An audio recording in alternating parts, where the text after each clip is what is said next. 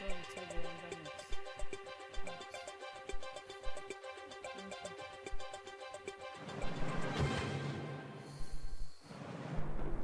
In case my black is showing here, just let me know so I can.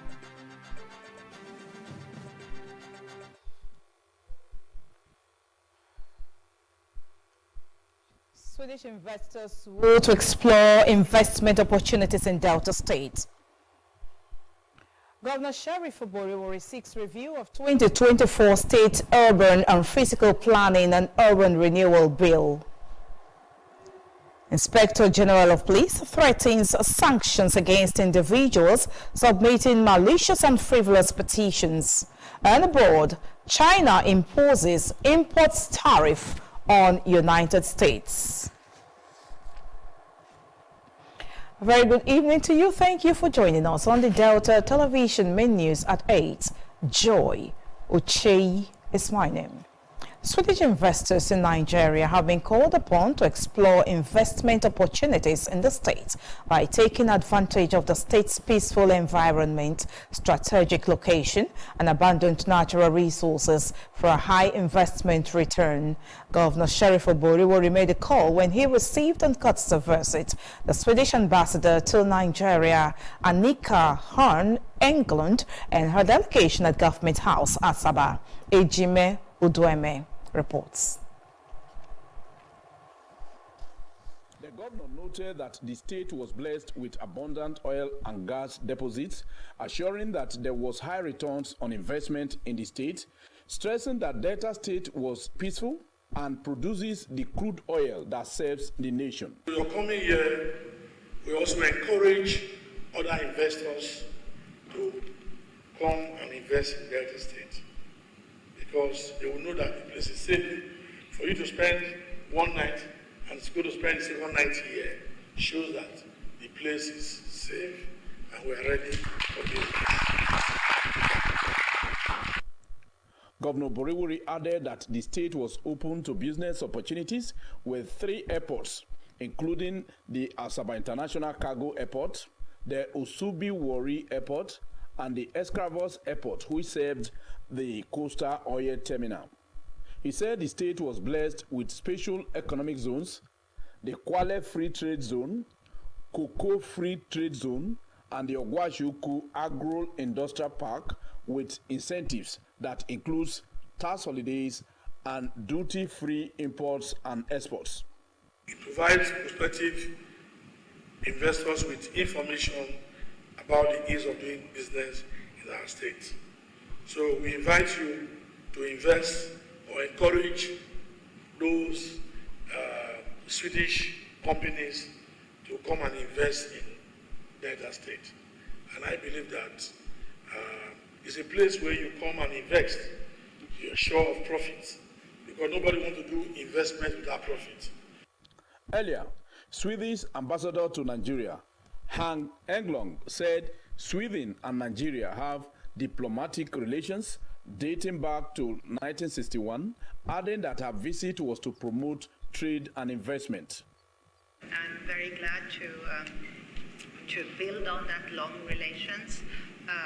The embassy in Abuja, our main priorities is to different ways promote the relations, and not least when it comes to trade and investments. The visit of the Swedish ambassador to Nigeria in Delta State is to, among other things, strengthen bilateral relationship between Swedish government and Delta State government.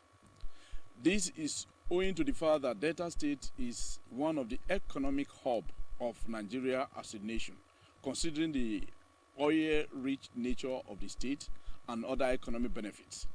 For Delta TV News, Ejime Udueme reporting.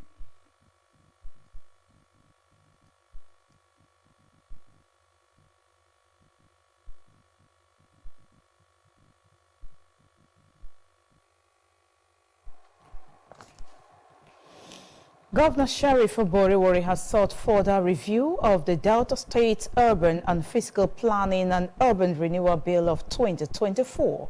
This was contained in a letter sent to the State Assembly and read at plenary by the Speaker, the Right Honorable Edmond Motimigwo. Favor Okafor reports. We're going to bring you details of that report shortly. Deltans have been charged to key into the more agenda of Governor Sheriff Oboriwori by ensuring peace in their area. The special advisor to the governor on peace building and conflict resolution, Chief Edwin Uzo, gave the charge when he held a separate meeting with some stakeholders of Iseluku and Obulokiti communities in Aniocha North and South local government areas at his office in Asaba. Henry Unogwa. To present facts and evidences on the alleged ownership of the disputed land. Chief Uzo, who presided over the meeting, frowned at the increasing rate of land crisis in some area, calling on the representatives of both communities to speak truth on the matter. He noted that the Iseluku and Ubulokiti communities had jointly farmed on the disputed land without rancor, advising them to maintain peace and to desist from erecting permanent structures and economic trees on. And I believe that they're going to hearken to that advice, because it's only that advice that can bring peace there. Chief Uzo advised both communities to adhere to government advice and to shun anything capable of promoting crisis in the area. Similarly, Chief Edwin Uzo held a meeting with the representatives of Otabono and Umochem family in Osusa, both in Ndokwa West and Ndokwa East local government area, over land boundary. He enjoined communities carrying out transactions on the land to ensure proper documentations, irrespective of relationship with their neighbors, to avoid crisis and assure the people that the state government would swing into action to ensure peace is restored to both communities. We are going to take facts to these communities and to be able to ascertain whether those documents are signed by them. One of the communities is Ota in Osusa, where the emotion is from. Another community is Iterebo in Ndokwa West. So we reach out to this people to be able to ascertain justification in what they have told us. The people expressed satisfaction with the meeting and promised to be law-abiding. We are so much relying on your committee to give us fair hearing and fruitful ending. Henry Onogwa reporting. The state governor, Right Honorable Sheriff Oboriwori, will tomorrow swear in Chief Igoyota Amori as his chief advisor. According to a statement signed by the secretary to the state government, Dr. Kingsley Emo, the event will take place at the Unity Hall, Government House, Asaba at 10 a.m. That transfers of case files or misusing their office will face strict disciplinary actions. Betokon opens up on budget presentation drama at the National Assembly. The Speaker, State House of Assembly, Right Honorable Edmond Motimigwo, has felicitated with the Managing Director, Tantita Security Services Limited, High Chief Kestin Ibemobowe Ponde, the Ibe Benemowe of Waramato Kingdom in Warri Southwest local government area on his birthday anniversary. In a statement by his Chief Press Secretary, Mr. Nkemwike, the Speaker described High Chief Ponde as a beloved and dependable brother. He said the celebrant has been a worthy ambassador to the younger generation, encouraging him never to lose sight in his pursuits for a more secured, stable and prosperous Nigeria. The Speaker prayed to God to continually grant the Igbaramato High Chief The State Deputy Governor, Samando Nyame, has commiserated with the Deputy Governor of Akwa Ibom State, Senator Akon Eyakenyi, over the death of her daughter, Mrs. Blessing Eyakenyi Olumuyiwa Adewumi. The Deputy Governors of Rivers, Professor Ngozi Odu, Bayelsa, Senator Lawrence Erojakpo, and Cross River, Honorable Peter Ode, were part of the delegation. Speaking during the visit, Deputy Governor of Bayelsa State, Senator Lawrence Irojakbo, said the visit was to express their condolences on the death of her daughter. Sonyeme urged the Akwa Ibom Deputy Governor to take heart and be strong in this period of grief. The State Ministry of Environment has reminded members of the public, especially tricycle operators in the state, that it is unlawful for any person or passenger to throw or dispose litters or other materials on the road or highways. A statement signed by the Director, Public Communication and Functioning Permanent Secretary in the State Ministry of Information frowned at the trend in which tricycle operators and passengers deface the environment with litters disposed along the streets and highways indiscriminately.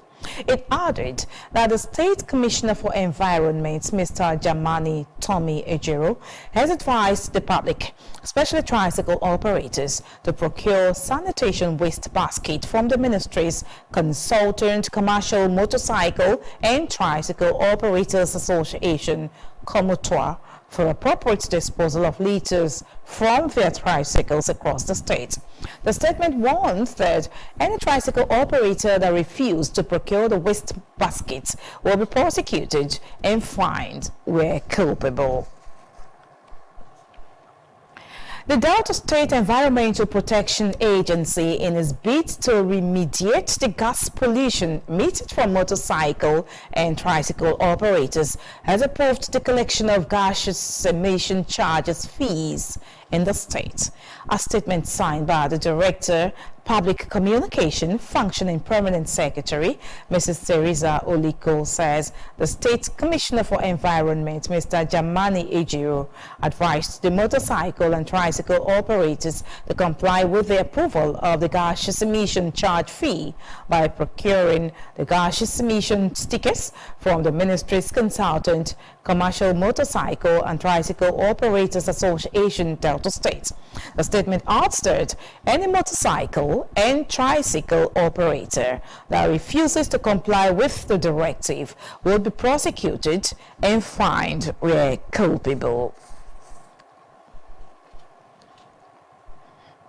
The State Governor, Right Honorable Sheriff Oboriwori, has congratulated immediate past chairman of the People's Democratic Party, PDP, in the state, documented by his Chief Press Secretary, Sir Festus Ahon, in Asaba, lauded Esiso for the numerous victories recorded by the party when he held sway as state chairman from 2016 to 2024.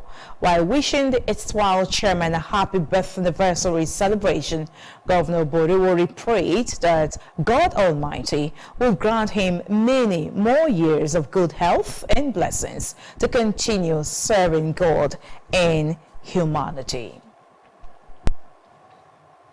The Ministry of Youth Development has commenced the documentation of data of all autonomous community youth leaders across the state. A statement signed by the Director, Public Communication and Functioning Permanent Secretary, Ministry of Information, Teresa Adiabwa Oliko, said their sense is to strengthen the supervisory role of the ministry in ensuring compliance with the provision of the National Youth Police. A statement says the exercise will last for 2 months from date of announcement. All autonomous community youth leaders have, by this announcement, mandated to report to the Office of the Director of Youth Mobilization and Leadership, Ministry of Youth Development, at the Professor Chike Dozen Secretariat, Miriam Babangida Way, Asaba, with some documents. The documents, according to the statement, include a copy of the Constitution or bylaws and guidelines for conduct of youth affairs and elections in the community, certificate of return or appointment letter. The statement urged those concerned to call 0803 879 6216. I'll take it again, 0803 879 6216 for further inquiries and clarifications. Nigerian Civil Aviation Authority (NCAA) has given Kenya Airlines 48 hours to apologize for the maltreatment of a Nigerian passenger, Gloria Omisori, in Nairobi.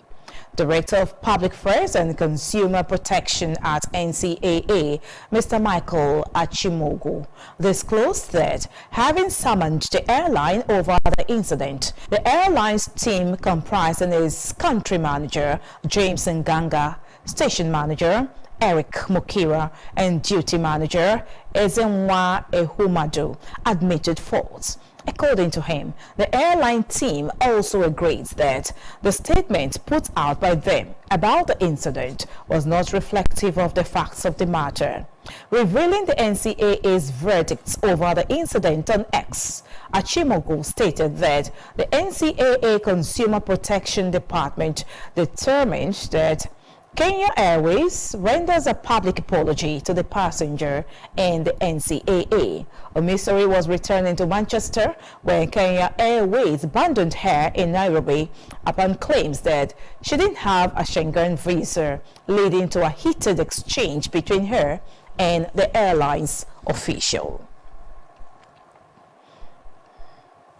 And still to come on the Delta Television main news of this and more shortly. Stay with us. Fun, but as a mom, I see how demanding it can be for my child. That's why I ensure he starts every day with a cup of Bonvita. Bonvita, prepare them to win every day.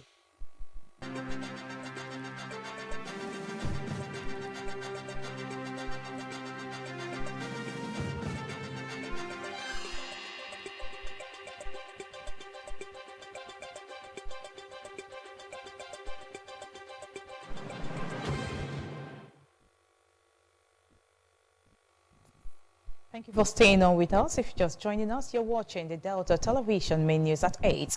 The global scene is next as we join our World News Desk.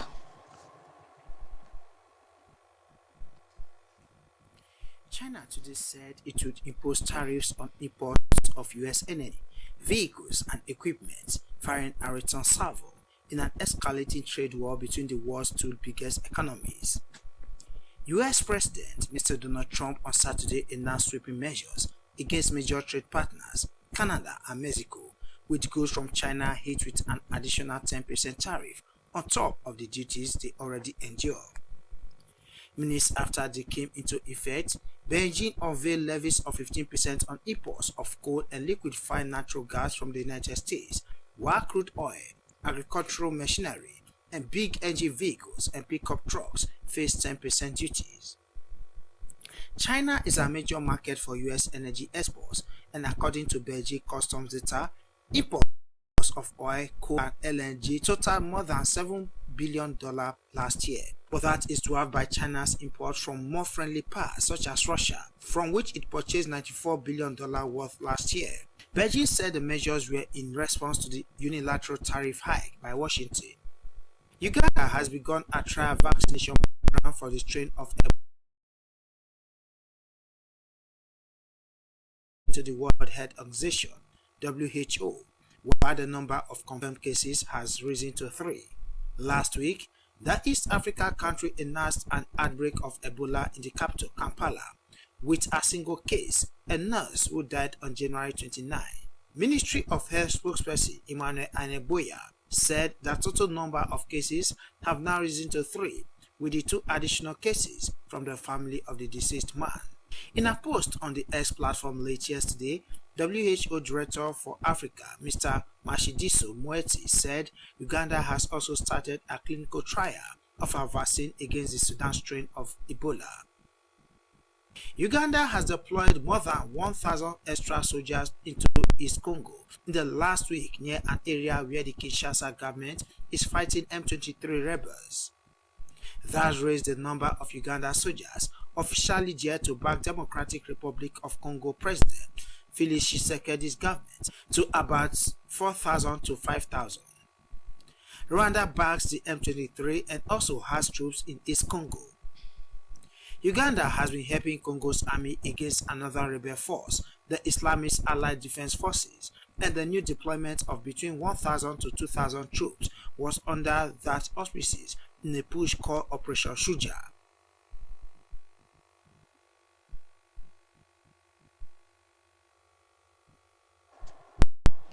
To intervene and put an end sales of community land by some youths of the community. Diop Abauno community, Diokba Samuel Oshago, Medical was speaking with men in his palace at Diokba Oshago, flanked by some of the stakeholders in the community, said by some of the youths to land grabbers.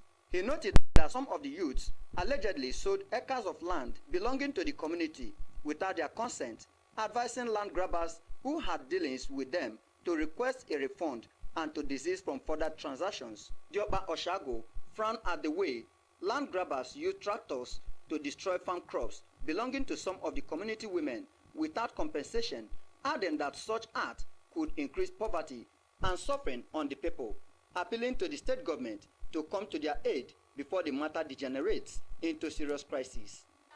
Very many of them are in the bush, as I said earlier on, cutting bush.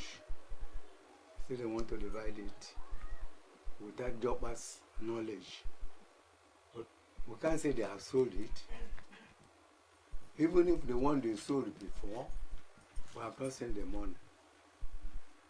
They are still entering inside the bush with caterpillar, bulldozing everywhere to sell more. That's why we have run to the government to come to our aid. Some of the representatives of various groups in the community, including a former youth leader and the Ada of the community, expressed disappointment with the action of the youths who sold the community land to enrich themselves, calling for the state government's intervention to avoid the imminent looming crisis. They noted that Abano, a peace-loving community, had in the past 1 year experienced untold hardship as a result of farmland and crops being destroyed by land grabbers who made land transactions without proper consultations. Youth of the land are calling on the government for their aid to come. Henry Onogwa reporting. Let's now join our business news desk for happenings in the business sector.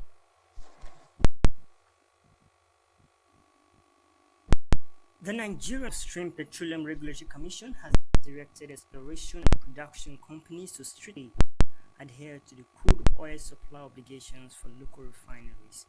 The Commission also warned that it would deny export permits for crude oil cargoes intended for domestic refining if oil companies fail to meet their local crude supply commitments.